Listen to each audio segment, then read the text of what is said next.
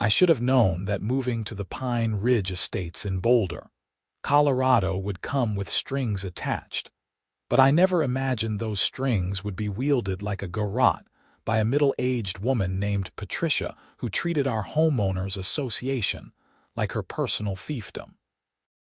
My name is Greg Quinn, and I learned the hard way that some battles are worth fighting, even when they start over something as simple as warming up your truck on a cold winter morning.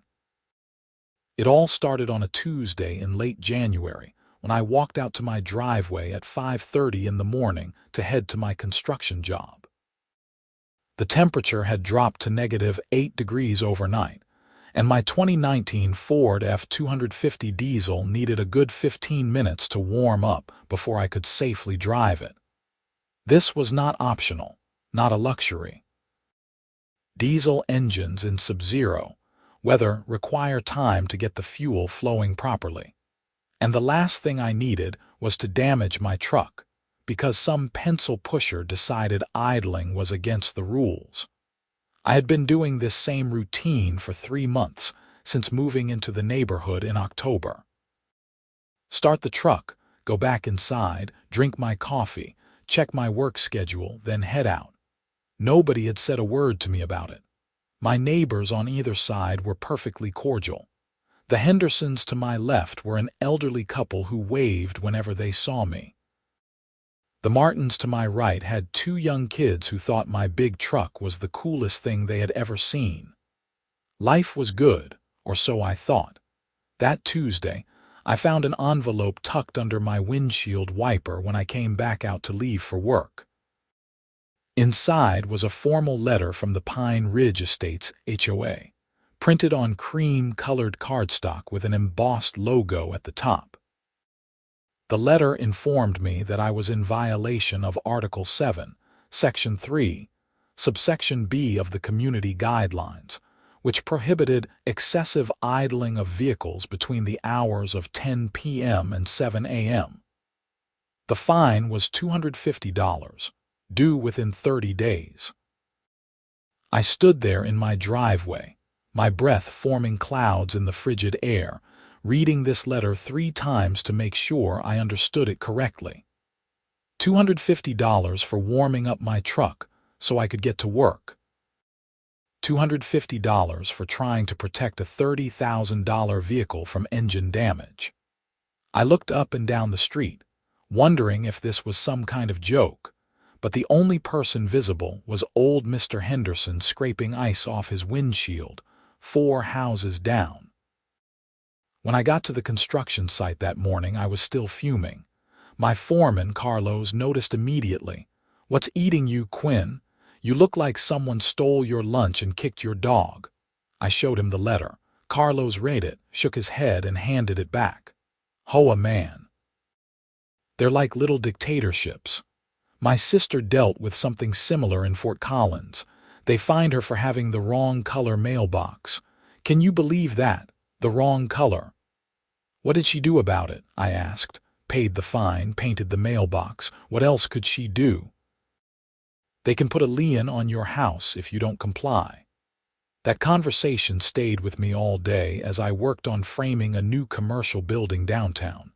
A lien on my house, over warming up my truck.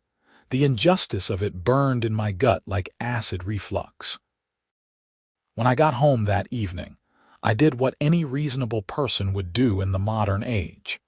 I pulled out the thick binder of HOA rules and regulations that I had been given at closing but had never actually read. Article 7, Section 3, Subsection B did indeed exist. But as I read through the context, I realized the rule was designed to prevent people from leaving their cars running unattended for extended periods, probably to deter theft or carbon monoxide issues. It made no mention of the practical necessities of diesel engines in extreme cold. It made no allowance for people who needed to get to work before 7 in the morning. It was a blanket rule that assumed everyone in the neighborhood kept bankers' hours and drove sensible sedans. I decided to fight it. The letter included information about the next HOA board meeting, scheduled for the following Thursday at 7 p.m. in the community center. Homeowners were welcome to attend and voice concerns during the public comment period. Perfect. I would go, explain the situation, and surely reasonable people would understand that I was not trying to cause problems. I was just trying to make a living. Thursday evening arrived with another blast of Arctic air. The weather forecast called for a major snowstorm over the weekend, with accumulations possibly reaching 2 feet. I drove to the community center, which sat at the entrance to our subdivision, a bland brick building that also served as a meeting place for various neighborhood activities. Inside, about 20 people sat in folding chairs facing a long table where 5 board members held court. At the center of the table sat Patricia Kemp, the HOA president. She was exactly what you would expect. Mid-50s, shoulder-length blonde hair with dark roots showing, wearing too much makeup and a power suit that looked like it had come from a department store clearance rack. To her left was the vice president, a thin man named Donald something who kept nervously adjusting his glasses. To her right was the secretary, a woman named Margaret who looked like she would rather be anywhere else. The treasurer and the at-large member completed the panel, both looking equally disinterested in the proceedings. I waded through 45 minutes of mind-numbing discussions about replacing the light fixtures in the community center entryway, and whether to approve a resident's request to install a decorative garden gnome that exceeded the maximum allowed height of 18 inches. Yes, there was a maximum height for garden gnomes. No, I am not making this up. Finally, Patricia announced the public comment period. I stood up, introduced myself, and calmly explained my situation. I told them about the diesel engine, the extreme cold, the necessity of warming up the truck, and the fact that I had to leave for work before 7 a.m. to make it to the job site on time. I pointed out that the spirit of the idling rule seemed to be about preventing problems, and I was not creating any problems. I asked them to waive the fine and grant me an exception for the winter months. Patricia listened with her hands folded on the table, her expression never changing. When I finished, she smiled a smile that did not reach her eyes. "Mr. Quinn, I appreciate you taking the time to come speak with us tonight. However, rules are rules. If we start making exceptions for one person, where does it end? The next thing you know, everyone will want an exception for something. The fine stands, and I expect you to comply with our community guidelines going forward." "But it's a diesel engine," I said, trying to keep my voice level. "In negative-degree weather, I cannot just start it and drive away. It's not safe for the vehicle or for me." "Perhaps you should have considered that before purchasing such a vehicle and moving into a community with established rules," Patricia said, still wearing that infuriating smile. "Or perhaps you should invest in a heated garage." "My house didn't come with a garage. It has a carport. That was what was available when I bought the place." "Again, Mr. Quinn, these sound like personal problems, not HOA problems. The fine stands. If there are no other comments, I would like to move on to new business." I sat back down, my face burning. Around me, the other residents carefully avoided making eye contact.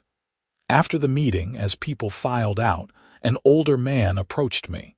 He introduced himself as Robert Martinez, one of the longest-term residents in Pine Ridge Estates. "Don't take it personally," Robert said quietly. "Patricia is on a power trip. Has been ever since she got elected 3 years ago. She drives around the neighborhood with a notebook, looking for violations. Last summer, she fined me because my grass was 2¼ inches tall instead of the maximum allowed 2 inches. I had to pay $75 and mow my lawn." "That's insane," I said. "That's Patricia. But here's the thing you need to understand. Most people in this neighborhood hate her, but nobody wants to run for the board. It's a thankless job and she's willing to do it, so she keeps getting re-elected by default. She's fined just about everyone at some point. You're not alone. This information should have made me feel better, but it didn't. I drove home, paid the $250 fine online to avoid any additional late fees, and tried to figure out what to do about my morning routine. The solution I came up with was deeply unsatisfying but necessary. I started waking up at 4:45 instead of 5:30, giving myself time to start the truck, let it warm up for 10 minutes instead of 15, and leave by 6:55, right before the 7 a.m. cutoff. It meant less sleep and a more rushed morning, but it kept me from getting fined again. The snowstorm hit that weekend with a vengeance. By Sunday morning, 23 inches of snow had fallen on Boulder, and the entire city ground to a halt. The main roads were plowed by midday, but residential streets were another story. Pine Ridge Estates had a contract with a plowing service, but they only cleared the main subdivision roads, not individual driveways or the area immediately around parked cars. I had a snowblower, a big 2-stage Ariens machine that I had bought the week after moving in. Growing up in Minnesota, I knew the value of good snow removal equipment. Sunday afternoon, after clearing my own driveway and walkway, I bundled up and went out to help my neighbors. This was just what you did where I came from. When it snowed, you helped each other dig out. I started with the Hendersons, whose ancient Toyota sat buried under 2 feet of snow. Mr. Henderson was 82 years old and had no business wielding a snow shovel. I cleared their driveway and the area around their car, then moved on to the Martins. Linda Martin was heavily pregnant with their 3rd child, and her husband Kevin was out of town on business. She nearly cried with relief when I showed up with the snowblower. For the next 3 hours, I worked my way up and down the street. I cleared driveways for the elderly, for single mothers, for anyone who looked like they were struggling. I helped push out cars that had gotten stuck trying to leave. I cleared paths to mailboxes so people could get their mail without trudging through waist-deep drifts. By the time I finished, it was nearly dark, I was exhausted, and I felt pretty good about myself. This was what community meant, looking out for each other. The next morning, Monday, I woke up to find another envelope under my windshield wiper. My stomach sank before I even opened it. Sure enough, Patricia had struck again. This time, the violation was for operation of noisy equipment during quiet hours. The quiet hours, according to Article 9, Section 2, were defined as 8 p.m. to 8 a.m. on weekdays and 8 p.m. to 10 a.m. on weekends. I had been snowblowing on a Sunday afternoon. There was no possible way I had violated quiet hours. I called the number listed on the violation notice immediately. A recorded message informed me that the HOA management office was open Monday through Friday, 9 a.m. to 5 p.m.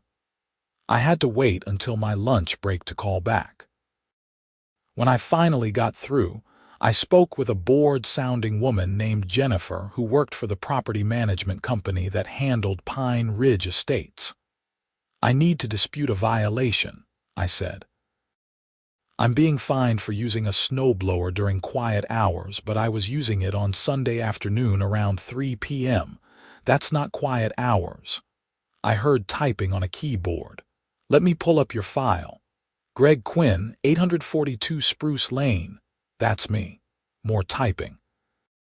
The violation was issued by Patricia Kemp, HOA president. It says here that you were operating noisy equipment that disturbed the peace of the neighborhood. The fine is $150, but it wasn't during quiet hours, I repeated. I was helping my neighbors dig out from the snowstorm. It was the middle of the afternoon. "Mr. Quinn, I just processed the paperwork. If you want to dispute the violation, you need to submit a written appeal to the board and they'll review it at the next meeting. When is the next meeting? Let me check. The next scheduled meeting is March 15th. That's 6 weeks away. Yes, sir. The board meets every other month. And in the meantime, I still have to pay the fine. The fine is due within 30 days of issuance. If the board rules in your favor at the March meeting, you'll receive a refund. I hung up, furious. This was clearly retaliation for challenging Patricia at the last meeting. She had driven around after the snowstorm, seen me helping people, and decided to punish me for it. The injustice of it made my blood boil. That evening, I knocked on doors up and down my street, asking my neighbors if they had been bothered by the snowblower noise. Every single person I talked to said the same thing. They were grateful for the help, and no, the noise had not bothered them at all. Several offered to write statements on my behalf. Mrs. Henderson even baked me cookies to thank me for clearing their driveway. I collected written statements from 7 neighbors, drafted a formal appeal letter, and submitted everything to the HOA management company. Then I paid the $150 fine because I could not risk having it go to collections while I waited 6 weeks for the board to meet. February brought more snow. Not as dramatic as the January storm, but consistent. A few inches here, a few inches there, enough to keep everyone's driveways perpetually coated in white. And I stopped helping. The first time it snowed after the violation notice, I cleared my own driveway and went inside. I watched through my front window as Mr. Henderson struggled to shovel his walkway, moving with painful slowness, taking frequent breaks. It killed me to see it, but what was I supposed to do? If I helped, Patricia would find me again. If I didn't help, I looked like a jerk. She had engineered a perfect no-win situation. Linda Martin knocked on my door that evening. She was bundled in a heavy coat that barely stretched around her pregnant belly. "Hey, Greg," she said. "I was wondering if you might have time to help clear our driveway. Kevin is still out of town, and I can't really do heavy lifting right now." I wanted to say yes. Every fiber of my being wanted to say yes. Instead, I shook my head. "I'm sorry, Linda. I got fined by the HOA last time for using my snowblower, $150 for disturbing the peace. I can't afford to keep paying these fines." Her face fell. "Patricia fined you for helping us, not just you. Everyone on the street. Apparently it was too noisy." Linda's expression shifted from disappointment to anger. "That's ridiculous. You were helping people." "I'm on the HOA board of my parents' neighborhood in Denver, and we send thank you notes to people who do what you did." "Well, Patricia runs things differently here." "I'm going to call her," Linda said. "This is not right." "I appreciate that, but I don't think it'll help. She's got it out for me." Linda left, and I felt like the worst person alive. I watched through the window as she tried to shovel the driveway herself, making slow progress before finally giving up and going back inside. Their car remained trapped behind a 6-inch berm of snow. The next snowfall, a week later, brought similar scenes all over the neighborhood. Elderly residents struggled with shovels.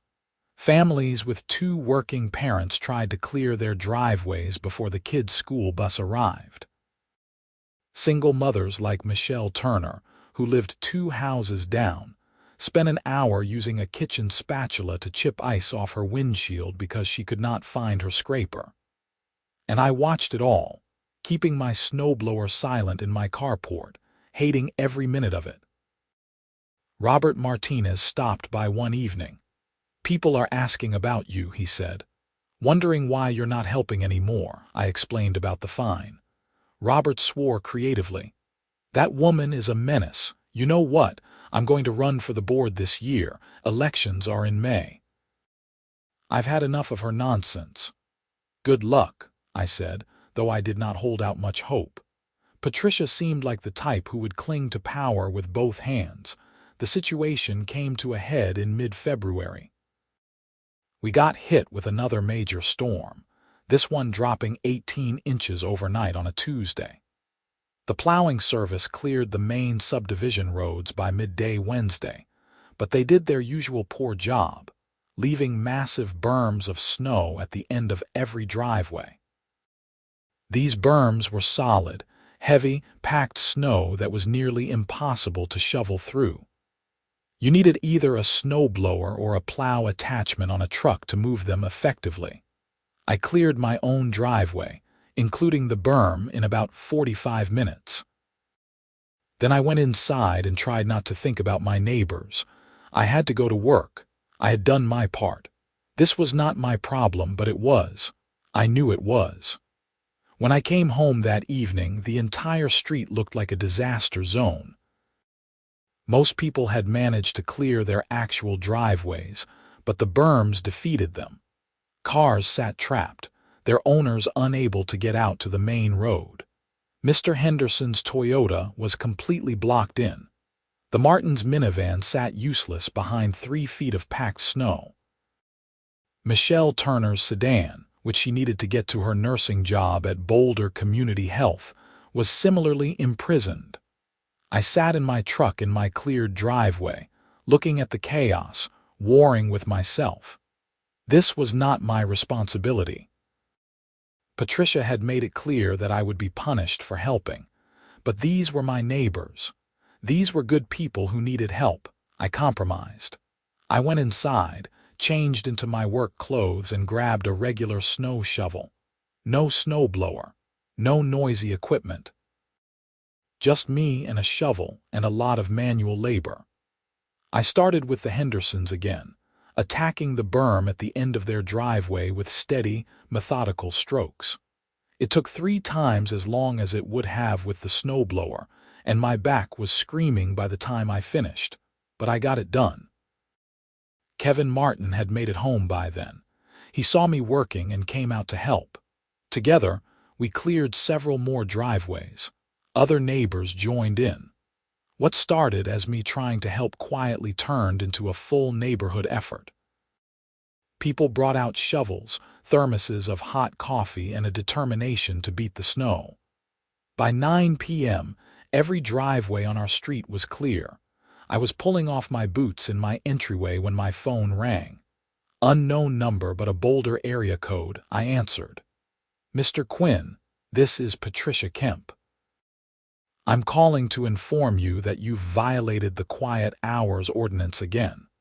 I saw you shoveling tonight after 8 p.m., and while shoveling is quieter than a snowblower, it still constitutes a disturbance when done late in the evening." I could not believe what I was hearing. I was using a shovel, a manual shovel. How is that a noise violation? The sound of metal scraping on concrete is quite loud, actually.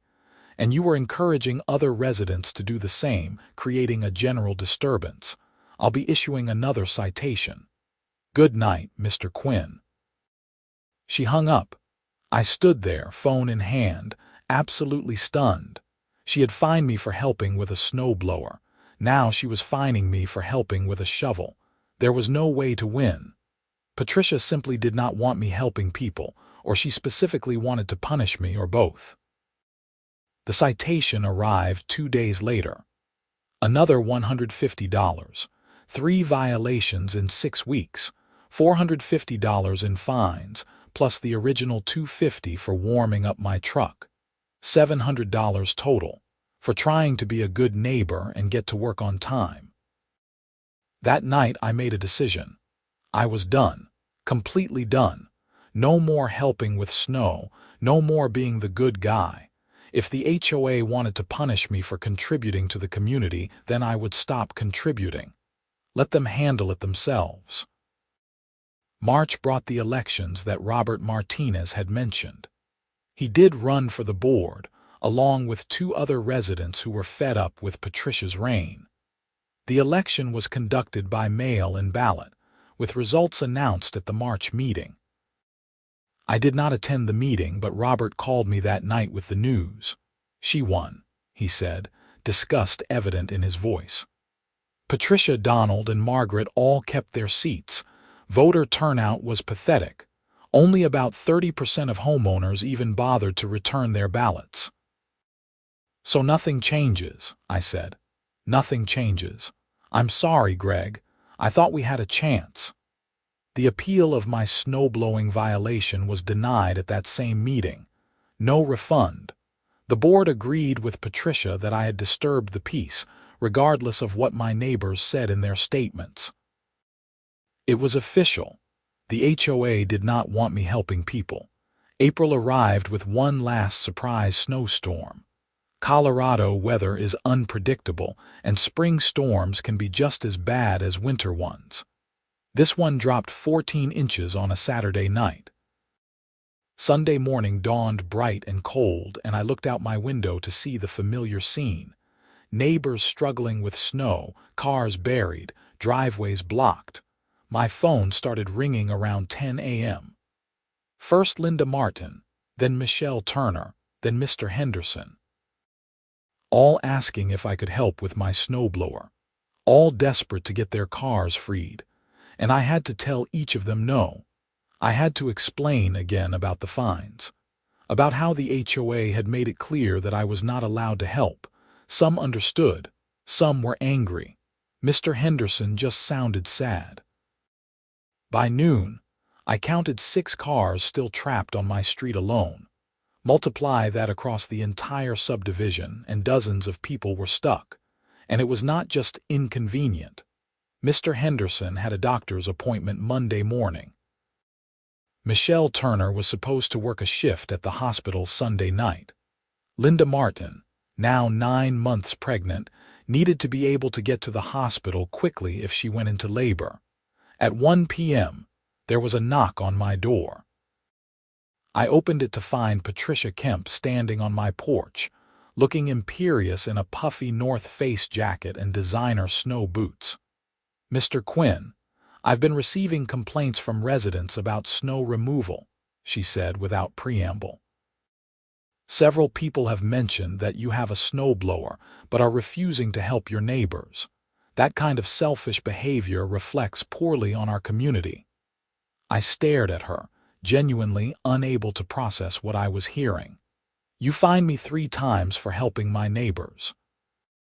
You made it clear that I would be punished if I used my snowblower. And now you're here to complain that I'm not using it. I fined you for violating community rules," Patricia said primly. "Quiet hours exist for a reason, but that doesn't mean you can't help during acceptable hours. Right now, it's 1 p.m. on a Sunday, well within the acceptable time frame. Let me get this straight. You want me to help people now after you fined me $700 for helping people before? Those fines were for rule violations. This is about being a good neighbor." Something inside me snapped. "Get off my property." Patricia's eyes widened. "Excuse me. You heard me. Get off my property. You've made it abundantly clear over the past 3 months that you will punish me no matter what I do. I'm not playing your game anymore. If people need help with snow removal, the HOA can hire someone. That's what our dues are for, right? Now leave." "Mr. Quinn, there's no need to be hostile. I'm simply suggesting that. I'm not asking, I'm telling you. Leave my property now, or I'll call the police and have you removed for trespassing." Patricia drew herself up, her face flushing red. "You are going to regret this attitude, Mr. Quinn. I promise you that." She turned and stalked back to her silver Lexus SUV, which was parked on the street. I watched her drive away, my heart pounding. I had never been that direct with someone before, but it felt good. I was done being pushed around. The next escalation came Wednesday morning. I walked out to my truck at 6:50 to head to work, giving myself just enough time to warm it up before the 7 a.m. cutoff. Except my truck would not start. The engine turned over but would not catch. I tried 3 times, then popped the hood to see what was wrong. Someone had removed several key fuses from the fuse box. Not just pulled them, but taken them completely. These were not fuses that would normally blow. These were fuses for critical engine components. Someone had deliberately sabotaged my truck. I called the police. Boulder PD sent an officer who took a report, photographed the fuse box, and asked if I had any idea who might have done it. I explained the situation with the HOA, the fines, the escalating harassment. The officer, a young guy named Ramirez, shook his head sympathetically but said there was not much they could do without evidence. "You have any security cameras?" he asked. "No. I never thought I would need them in a quiet neighborhood like this. You might want to invest in some. If this is HOA related, and if it escalates, you'll want documentation." I called in sick to work, drove my supervisor's car to the auto parts store to buy replacement fuses, and installed them myself. Then I went to Best Buy and bought 2 wireless security cameras with night vision and motion detection. I installed one covering my driveway and truck, and one covering my front door and porch. If Patricia or anyone else wanted to mess with me again, I would have evidence. The cameras proved their worth within a week. Thursday evening, around 11 p.m., the motion detection alert on my phone woke me up. I checked the camera feed and saw a figure in dark clothing approaching my truck. I could not see the face clearly, but the person was definitely messing with something on the driver's side. I grabbed my phone, called 911, and reported someone tampering with my vehicle. The person must have heard the sirens approaching because they took off running before the police arrived. But I had video, clear video of someone in dark clothes and a ski mask trying to access my truck. The video also showed the person arriving in a silver Lexus SUV that was parked down the street. You could not see the license plate clearly, but the vehicle was distinctive.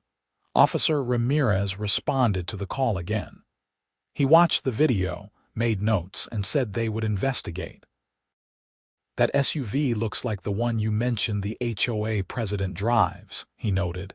"It does," I agreed, "but I can't prove it was her personally. We'll look into it. In the meantime, keep those cameras running."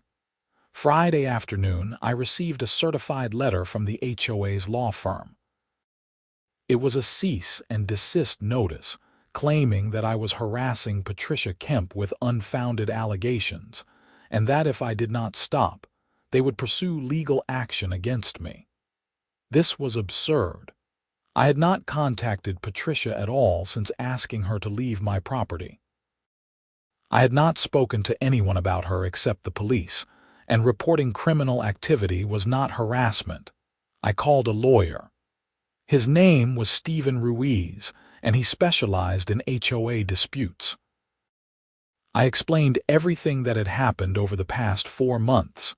The initial fine for warming up my truck, the fines for helping with snow, Patricia showing up at my door, the sabotage of my vehicle, and now this cease and desist letter. Stephen listened to the whole story without interrupting. When I finished, he was quiet for a moment. Then he said, "Mr. Quinn, you have one of the worst HOA harassment cases I've heard in a while, and I hear a lot of them. The good news is you have documentation. The security video, the police reports, the neighbors' statements. The bad news is, fighting an HOA is expensive and time-consuming." "What are my options?" I asked. "You can file a lawsuit against the HOA and Patricia Kemp personally for harassment and abuse of power. You can also file complaints with the Colorado Division of Real Estate, which oversees HOAs. And if we can prove the vehicle tampering is connected to Patricia, that's criminal activity. The police would handle that part. How much would a lawsuit cost? My retainer is $5,000. The case could take a year or more. But based on what you've told me, I think you have a strong case. And if we win, the HOA would have to pay your legal fees." I did not have $5,000 lying around. Between the HOA fines and regular bills, my savings were nearly depleted, but I also could not just let this continue. "Let me think about it," I told Stephen. That weekend, another snowstorm hit. Only 6 inches this time, but enough to create problems. And once again, I watched my neighbor struggle while keeping my snowblower silent. Mr. Henderson slipped on his icy driveway and fell. His wife called 911, and an ambulance arrived to take him to the hospital. He had broken his hip. He was an 82-year-old man with a broken hip because his driveway was too icy, and I could not help without being fined. I sat in my living room that evening, feeling like absolute garbage. This had gone too far. An old man was hurt because of Patricia's vendetta against me. Something had to change. Monday morning, I called Stephen Ruiz and told him I wanted to move forward with the lawsuit. I would find the money somehow. This had to end. Stephen filed the paperwork within a week. The lawsuit named both the Pine Ridge Estates, HOA, and Patricia Kemp personally as defendants. The claims included harassment, abuse of power, selective enforcement of rules, retaliation, and intentional infliction of emotional distress. We also included the security video in the filing and asked the court to order Patricia to provide her vehicle for inspection to match it against the video footage. The lawsuit became public record, and word spread through the neighborhood quickly. Robert Martinez called me to offer support. Linda Martin, who had given birth to a healthy baby girl in mid-April, sent me a thank you card expressing gratitude for exposing Patricia's behavior. Several other neighbors reached out to say they would testify on my behalf if needed, but not everyone was supportive. Donald, the vice president, sent me an angry email accusing me of trying to destroy the HOA and hurt property values. Margaret, the secretary, left a voicemail warning me that I was making a big mistake. And Patricia herself had her own lawyer send a response to the lawsuit, denying everything and claiming I was a disgruntled homeowner trying to avoid paying legitimate fines. The investigation into the vehicle tampering took an interesting turn in early May. Officer Ramirez called to tell me they had obtained security footage from a house 3 doors down from mine. That footage showed the silver Lexus SUV's license plate clearly. It was registered to Patricia Kemp. "We brought her in for questioning," Ramirez said. She denied everything, said her car had been parked at her house all night, but we have video evidence placing her vehicle at the scene. We also found something interesting when we pulled her phone records with a warrant. She made several calls to a number belonging to her nephew, a guy named Travis Kemp, around the time of the incidents. So she didn't do it herself. We think she had her nephew do the dirty work. We brought him in and he cracked pretty quickly. Admitted that Patricia asked him to teach you a lesson after you disrespected her. He's the one who pulled the fuses from your truck and came back the second time. We're charging him with criminal mischief and attempted vehicle tampering. And we're charging Patricia with conspiracy to commit criminal mischief and filing a false police report. I could barely believe what I was hearing. She's being arrested. She was already arrested this morning, made bail a few hours ago. But yes, she's facing criminal charges. I thought you should know. I hung up the phone and sat in stunned silence. Patricia Kemp, HOA president and neighborhood tyrant, was a criminal defendant. This was not the outcome I had expected when I moved to Pine Ridge Estates, but it was certainly an outcome I could live with. The news of Patricia's arrest spread through the neighborhood like wildfire. By that evening, there was a petition circulating to recall her from the HOA board. Colorado law allows homeowners to petition for a special election to remove board members with a majority vote. Within 3 days, The petition had signatures from over 70% of the households in Pine Ridge Estates. The special election was held in June. Patricia tried to campaign, claiming she was innocent and that I had framed her somehow, but nobody was buying it. The vote was overwhelming. Patricia Kemp was removed from the HOA board, along with Donald and Margaret, who had supported her throughout.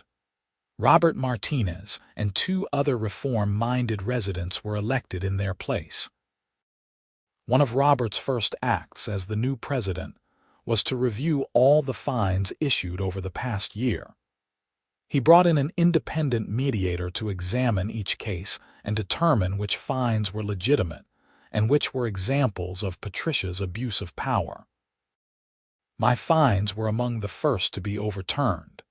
The HOA refunded me $700, plus interest. Robert also led an effort to revise the community guidelines. The new rules included clear exceptions for necessary vehicle maintenance like warming up diesel engines in cold weather.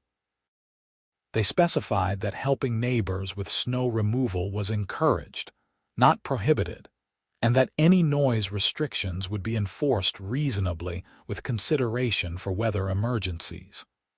They also established an appeals process that did not require waiting 2 months for a board meeting.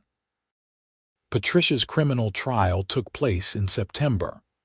I testified about the harassment, the escalating fines, and the impact on the neighborhood. Mr. Henderson testified about his fall and broken hip.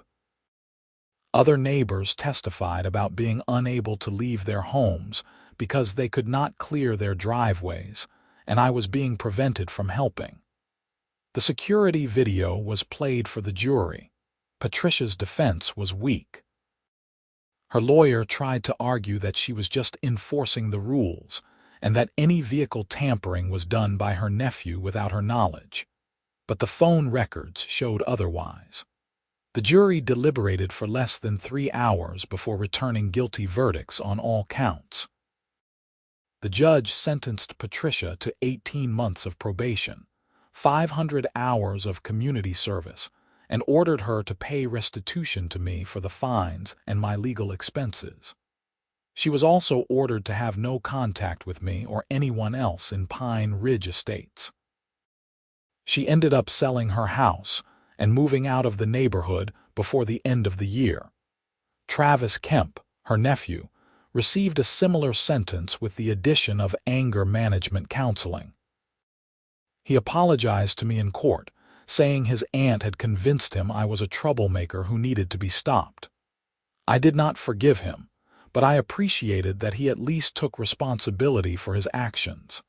As for me, life in Pine Ridge Estates improved dramatically.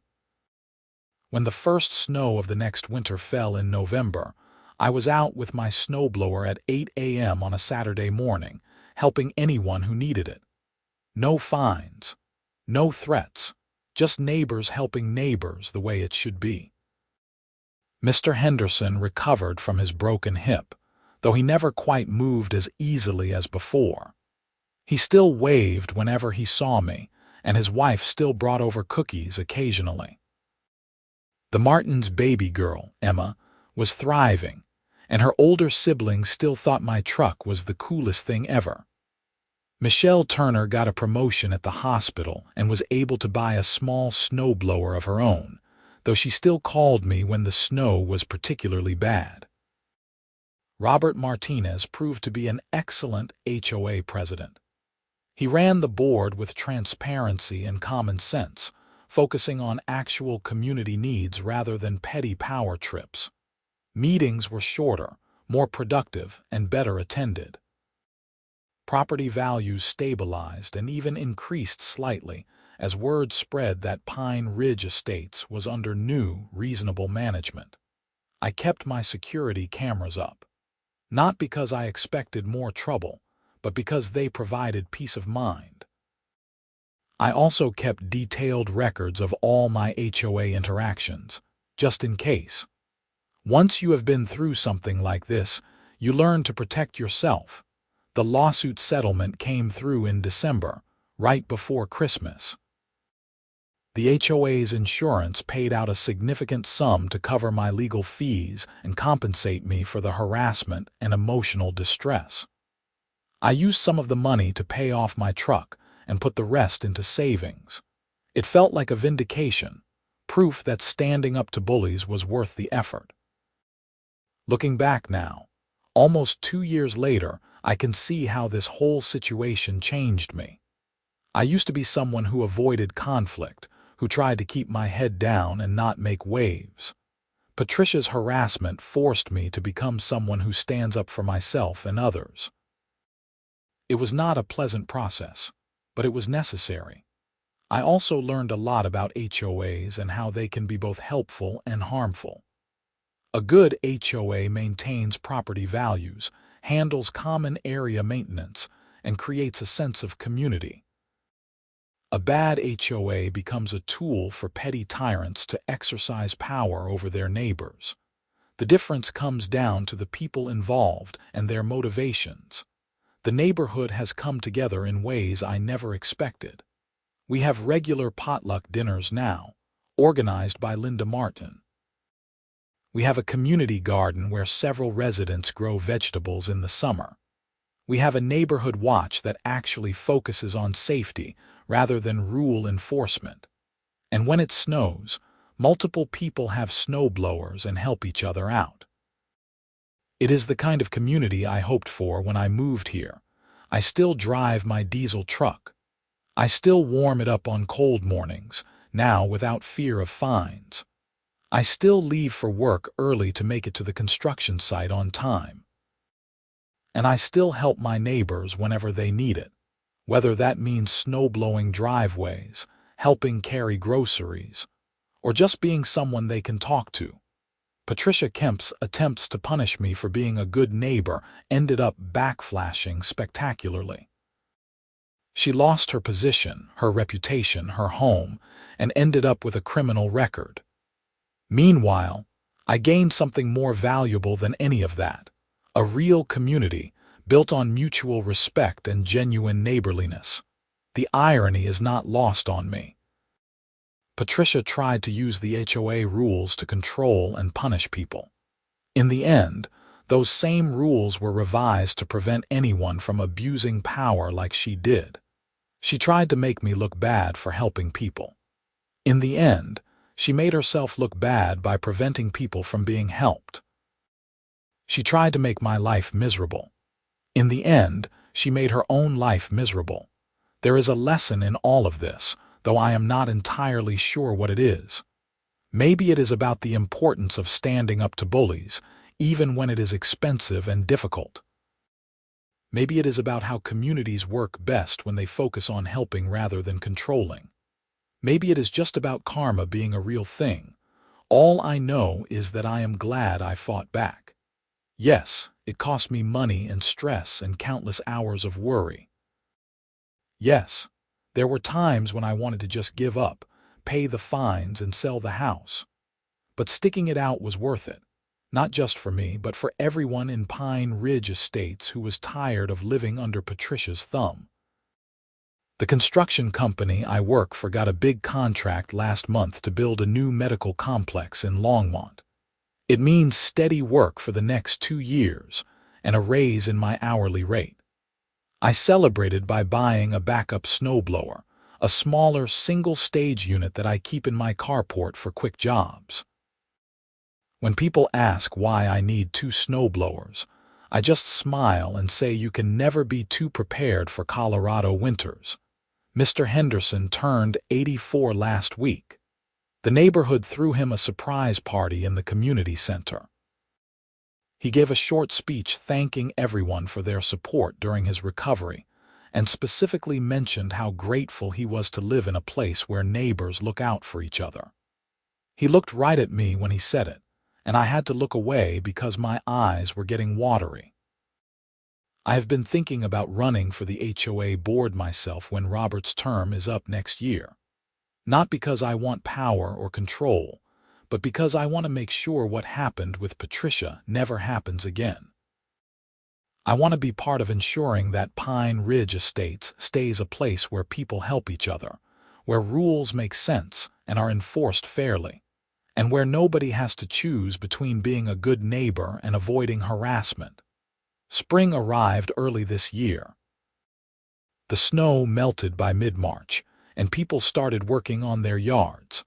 I planted some flowers in the beds around my house, a mix of perennials that should come back every year.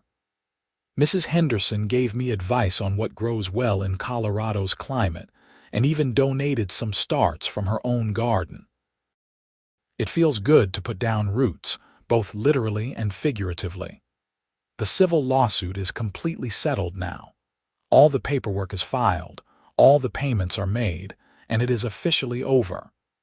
Stephen Ruiz sent me a final letter closing out the case and saying it was a pleasure to work with me. He also said he hoped he never had to represent me again, which made me laugh. I hope I never need to be represented again, too. I ran into Donald, the former vice president, at the grocery store last month. He looked uncomfortable when he saw me, like he wanted to pretend we had never met. But I walked up to him and said hello. He mumbled something about being sorry for how things went down and hurried away. I do not think he was genuinely sorry, but I appreciated the attempt at an apology. Life has settled into a comfortable routine. Work is going well. The neighborhood is peaceful. My truck runs great, now with over 90,000 miles on it. I have made real friends here, people I can count on and who can count on me. This is what home is supposed to feel like. Sometimes I wonder what would have happened if I had just paid that first fine and changed my behavior immediately. If I had stopped warming up my truck, found a different way to get to work, and never helped with snow removal. Would my life be simpler? Probably. Would it be better? I do not think so. Some things are worth fighting for, even when the fight is hard. The Pine Ridge Estates community guidelines now include a section specifically about being a good neighbor. It encourages residents to help each other, to look out for elderly and vulnerable community members, and to prioritize people over petty rules. Robert told me he wrote that section with me in mind, as a reminder that HOAs should build community, not tear it down. I keep a copy of that section on my refrigerator. It is printed on nice paper with the HOA logo at the top. Whenever I am having a bad day or feeling frustrated about something, I read it and remember why all of this mattered. Community matters. Neighborliness matters. Standing up for what is right matters. Last week, a young couple moved into Patricia's old house. Their names are Nathan and Deborah Stillwell, and they have a 2-year-old daughter named Sophie. I went over to introduce myself and welcome them to the neighborhood. I told them about the community potlucks, the neighborhood watch, and how we all help each other with snow removal in the winter. I did not mention Patricia or the lawsuit. That is history, and they are the future. Nathan asked me about my truck, said he was thinking about getting one for his landscaping business. I gave him advice on diesel engines, maintenance, and cold weather operation. We talked for almost an hour, just two guys discussing trucks and work and life. It felt normal and easy, the way neighbor conversations should feel. As I walked back to my house that evening, I looked up and down Spruce Lane. Kids were playing in the street. Couples were out walking dogs. Mr. Henderson was watering his lawn. The sun was setting behind the mountains, painting the sky in shades of orange and pink. It was beautiful and peaceful, and I felt genuinely happy to be here. This is my home. This is my community. And I helped make it a better place, not by following every ridiculous rule or staying quiet when things were wrong, but by standing up and fighting back when it mattered. That is something I can be proud of. The HOA fined me for running my truck, so I stopped helping dig their cars out. But that was not the end of the story. It was just the beginning of something bigger, something better. It was the beginning of real change, real community, and a real understanding of what it means to be a good neighbor. And in the end, that is worth more than any fine, any hassle, or any amount of stress. I still warm up my truck every cold morning. I still help with snow removal every winter. And I still live in Pine Ridge Estates, surrounded by people who have become more than just neighbors. They have become friends, allies, and proof that standing up to bullies is always worth it, no matter how hard the fight becomes.